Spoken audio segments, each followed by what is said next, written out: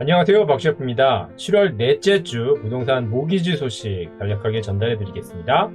이번 주는 가장 이슈가 됐었던 게 캐나다 모기지 부채 관련된 내용입니다. 그러니까 캐나다 모기지 부채가 너무 증가했다는 얘기겠죠, 당연히. 모든 분들이 알고 계시다시피. 그런데 이 캐나다 모기지 부채량이 주택 감소에도 불구하고 2010년 이후 가장 빠른 속도로 증가하고 있다는 소식이죠. 그래서 여기 보시면 캐나다 중앙은행의 데이터에 따르면 지난 5월 모기지 부채는 지난 10년 동안 가장 빠른 속도로 증가해서 사상 최고치를 갱신하면서 가장 빠른 연간 성장률을 보였다고 나와 있죠. 그리고 한 가지 특이한 점이 이제 주택 판매량은 계속 하락하고 있는데 모기지 부채량은 상승하고 있다는 겁니다. 그러니까 다른 요인들도 있겠지만 간단하게 말씀드리면 주택 가격이 판매량 감소를 만회할 만큼 빠르게 상승하고 있다고도 볼 수 있는 거죠. 그러니까 무슨 얘기냐면 주택 판매량이 상승하면 상승할수록 주택 거래가 많은 거니까 그만큼 모기지 대출을 많이 받아야겠죠. 그런데 주택 판매량이 감소함에도 불구하고 모기지 대출이 늘어난다는 건 그러니까 그만큼 주택 가격이 빠르게 상승하고 있다는 거죠. 그래서 제가 참고가 될 수 있을 것 같아서 예를 하나 보여드리면요. 여기는 모기지 어마운트가 68만 불이라고 적혀 있잖아요. 그래서 이 시나리오는 85만 불짜리 주택을 구입한다고 가정을 했는데 85만 불에서 20% 다운페이 해서 17만 불을 다운페이를 했고요. 나머지 금액 68만 불을 여기 보시는 것처럼 이제 모기지 대출을 받는다고 가정을 했거든요. 그리고 이자율을 3%로 잡았고요. 넉넉하게. 자, 그렇게 계산했을 때 여기 보시면 모기지 페이먼트라고 3,218불이 먼슬리 나가야 하는 페이먼트입니다. 그래서 매달 원금과 이자로 3,218불이 나간다는 겁니다. 다운페이를 17만 불 했는데도요. 그래서 제가 이 시나리오를 왜 가지고 왔냐 하면은요. 실제로 저와 상담을 한 고객분 중에 이와 유사한 수치를 가지고 계신 분이 계셨거든요. 그래서 그분 같은 경우 열심히 일하셔가지고 다운페이를 거의 20만 불 가깝게 모으신 거예요. 그리고 이 시나리오처럼 85만 불 정도 되는 타운하우스를 구입하고 싶으신 건데 월 소득이 4천 불이 조금 넘어요. 그런데 여기 보면 모기지 페이먼트 매달 나가야 되는 원금과 이자가 3,200불이잖아요. 그런데 이 3,200불에다가 프로퍼티 텍스하고 그리고 제가 아까 전에 85만 불 정도 하는 타운하우스라고 했잖아요. 그러면 GTA에서 85만 불 정도 되는 타운하우스라면 뭐 대부분 메인트런스를 내야 되겠죠. 자, 그러면 여기 매달 내야 하는 8,200불에 재산세하고 메인트런스까지 합하면 뭐 크게 어렵지 않게 4,000불이 돼버리겠죠. 그러니까 이 사례 같은 경우는 어렵게 이제 다운페이를 모으셨음에도 불구하고 막상 모기지를 얻으려고 하니까 매달 내야 하는 이자와 원금이 너무 큰 거예요. 그러니까 이렇게 되는 이유가 결국은 주택 가격 때문인 거죠. 그러니까 집값이 너무 많이 올랐기 때문에 그만큼 다운페이를 많이 했다고 치더라도 상승한 주택 가격만큼 매달 상환해야 할 비용이 너무 커지는 거죠. 그래서 다운페이를 모으기 위해서 너무나 고생을 많이 하셨고 너무나 열심히 사시는 분이라서 제가 어떻게든 모기지가 가능하게 해드리고 싶어서 이렇게 저렇게 많이 알아보긴 했습니다만 현실적으로는 참 어렵죠. 그래서 한편으로는 타운하우스를 구입해서 그 타운하우스의 일부를 렌트를 줌으로써 이 월 상환액을 이제 낮추는 방안을 생각하고 있는데요. 일단 타운하우스를 구입하게 된다면 충분히 가능한 일인데 이제 문제는 지금의 이 부족한 소득으로 이만큼의 모기지 대출 승인을 받아내는 게 관건이죠. 뭐 아직 서류들을 더 검토해 보긴 해야겠습니다만 노력하신 만큼 잘 됐으면 좋겠습니다.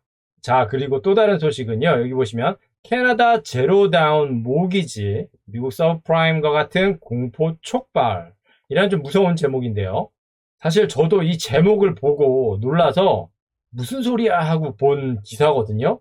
근데 실제로는 뭐 제로 다운페이 모기지가 뭐 캐나다에 있어서 미국 서브프라임과 같은 문제가 발생된다는 얘기가 아니고요. 미국에 비해서 캐나다의 모기지 규정이 굉장히 까다로운 편이거든요. 그래서 많은 분들이 알고 계신 것처럼 다운페이를 20% 하지 않았을 때는 모기지 보험에 가입해야 되고, 이렇게 모기지 보험에 가입을 하게 되면 대출 신청자가 자신의 소득에서 빌릴 수 있는 대출 한도가 줄어들게 되거든요. 그러니까 20% 이상 다운페이를 했을 때보다요. 그러니까 이렇게 미국보다는 상대적으로 많은 규정을 가지고 있는 캐나다 모기지 시스템 때문에 지금까지 큰 문제가 없었고, 지금까지의 모기지 디폴트 비율이 굉장히 낮았었는데, 이제 부동산 시장에 과열되면서 주택 가격이 계속해서 상승하면서 그런 보수적인 캐나다 모기지 규정이 많이 바뀌고 있다는 겁니다. 그래서 제가 여기 네 가지 사례를 들어놨는데요. 여기 보시면 첫 번째 보면은 이제 모기지 브로커 얘기예요. 여기 보시면 이제 고객 중 절반 이상이 다운페이를 위해서 자금을 빌리거나 이제 클로징 후 빌린 자금을 상환하는 정상적이지 않은 대출을 선택하는 사람이 많아졌다고 했거든요. 그리고 한편으로는 과열된 주택 시장에서 집주인이 해당 주택을 팔기로 결정했다면 이제 그 해당 주택에서 살던 테넌트 같은 경우는 이제 나와야 되잖아요. 근데 이제 이 사람들이 여기 보시면 지금 임대주택에서 쫓겨나야 한다면 지금이 내 집 마련을 위해 할 시기라고 생각을 하면서 이제 주택 시장이 뛰어들고 있는 겁니다. 물론 이제 이분들도 당연히 주택을 사야 되는데 준비가 돼서 주택 구매 시장에 뛰어드는 게 아니라 집주인이 주택을 팔기 때문에 어쩔 수 없이 떠밀려서 주택 구매 시장으로 나온 거잖아요. 그러니까 사실 준비가 굉장히 부족하다고 볼 수 있죠. 그러니까 준비가 굉장히 부족한데 어떻게든 주택은 사야 하니 여러 가지 무리수가 발생할 수밖에 없죠. 그리고 또 다른 사례는요. 5인 가족이 IT 쪽에서 근무하는 사람인데 110만 불짜리 주택을 구입했는데 80만 달러를 빌렸어요. 근데 연봉이 10만 달러예요. 8배에 해당하죠. 빌린 금액이. 원래는 여기도 나와 있듯이 레버리지가 높은 차용인을 식별하기 위한 캐나다 중앙은행의 임대값의 거의 2배라고 했잖아요. 그러니까 원래는 본인의 소득의 4배에서 5배, 많아야 6배 이렇게 모기지를 빌릴 수 있거든요. 근데 이 사람 8배를 빌렸다는 거예요. 그래서 여기서도 수많은 거절 끝에 대출 신청을 승인해줄 신용조합을 찾았다고 했거든요. 크레딧 유니온이라고 기사에는 나왔는데요. 그러면서 제가 여기는 적어놓지 않았지만 그 본 기사에는 이 80만 불에 해당하는 부채 상환의 부담을 감소시키기 위해서 이제 주택의 일부를 이제 렌트를 줬다고 했거든요. 그런데 이제 제가 보기에는 이 주택을 구입할 때 이 주택의 일부를 렌트를 줄 거라는 가정 하에 그 렌트 소득의 일부를 소득으로 인정받아서 이 80만 불에 해당하는 모기지 대출이 가능해진 것 같아요. 근데 아무튼 이제 이 사례에서도 볼 수 있는 것처럼 20% 넘게 다운페이를 해도 너무 오른 집값 때문에 감당하기 어려운 모기지를 빌려야 되는 거죠. 그리고 또 한 예를 보면 예전과 달리 돈을 빌려서 자식에게 캐시 기프트를 주는 부모가 급격하게 증가하고 있다 그랬고요. 그렇죠. 부모의 입장에서는 당연히 자식을 도와주고 싶은데 부모가 가지고 있는 돈이 부족하다면 빌려서라도 도와주고 싶은데 그렇게 빌려서 기프트를 자식에게 주는 부모가 급격하게 증가했으니까 이 사람들도 금리가 인상하면 타격을 받겠죠. 그리고 최근 캐나다 중앙은행에서도 지난 5월에 발표된 연례 금융 시스템 검토에서 최근 주택 융자 품질의 악화가 위험에 다다르고 있다고 지적했거든요. 여기 보시면 소득 대비 대출 비율이 높은 것으로 강조되는 모기지가 4분기에 17%를 차지했다 그랬어요. 2년 전에는 6.5%에 불과했는데요. 그러니까 소득 대비 대출 비율이 높은 사람들이 모기지 대출을 받을 수 있었던 건 한편으로는 여기 보시는 것처럼 모기지 대출 조건이 완화되었다고 볼 수 있는 거죠. 실제로 많이 완화됐습니다. 실제로는 많이 완화됐는데 대출 신청자들이 완화되었다고 느끼지 못하는 이유는 그만큼 주택 가격이 많이 상승했기 때문에 더 많은 돈을 빌려야 하는 거죠.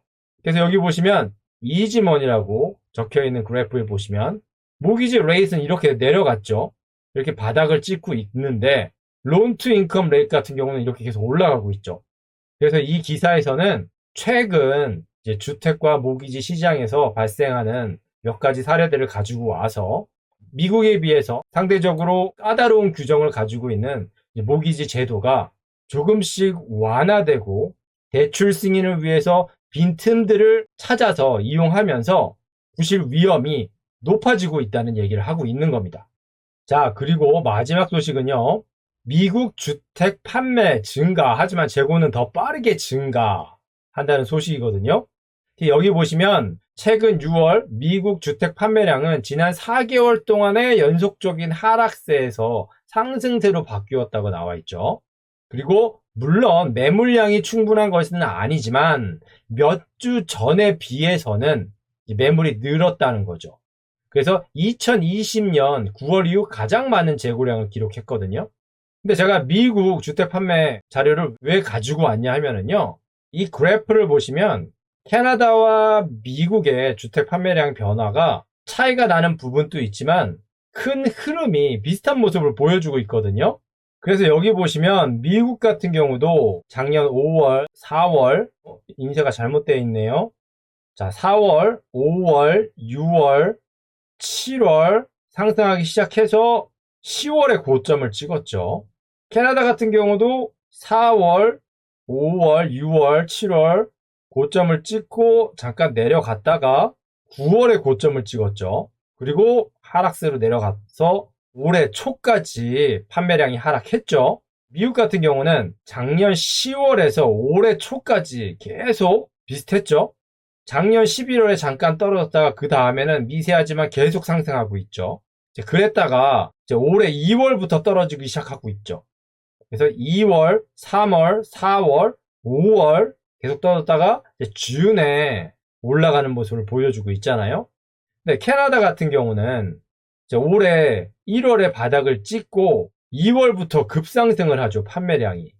그리고 3월에 정점을 찍고 4월, 5월, 6월 하락세를 나타내고 있죠. 물론 캐나다와 미국이 유사한 점도 많지만 사실 굉장히 다른 나라거든요. 경제 규모만 해도 미국은 캐나다 10배가 넘으니까요. 그런데 자꾸 신경이 쓰이는 건 시기적으로는 차이가 조금 나고 있긴 하지만 최근 미국 같은 경우 올해 1월부터 하락세로 들어섰던 판매량이 6월에 상승세로 바뀌었고요. 미국이 1월 달이었는데 캐나다 같은 경우는 지난 3월에 정점을 찍고 판매량이 내려갔잖아요. 그런데 여러 가지 최근 자료들을 보면 최근 매물들이 소폭 상승하는 모습을 보이고 있거든요. 그러니까 물론 오버애스킹 비율도 최근에 많이 감소했지만 그렇게 상승하고 있는 매물이 이렇게 계속 하락세를 보이고 있는 판매량에 영향을 주면서 7월에는 살짝 반등할 가능성도 보이는 거죠. 지금 미국이 그런 것처럼요. 물론 이 두 그래프에 특별한 상관관계가 있는 것도 아니고 틀릴 수도 있겠지만 최근 하락하고 있는 캐나다의 주택 판매량과 소폭 상승하고 있는 매물량을 볼 때 미국의 판매량 추이와 유사할 수 있겠다는 생각이 들어서 이 소식을 가지고 와 봤습니다. 네, 오늘은 여기까지 하겠습니다. 지금까지의 영상이 도움이 되셨다면 좋아요, 구독, 알람 버튼 부탁드립니다. 지금까지 박셰프였습니다. 감사합니다.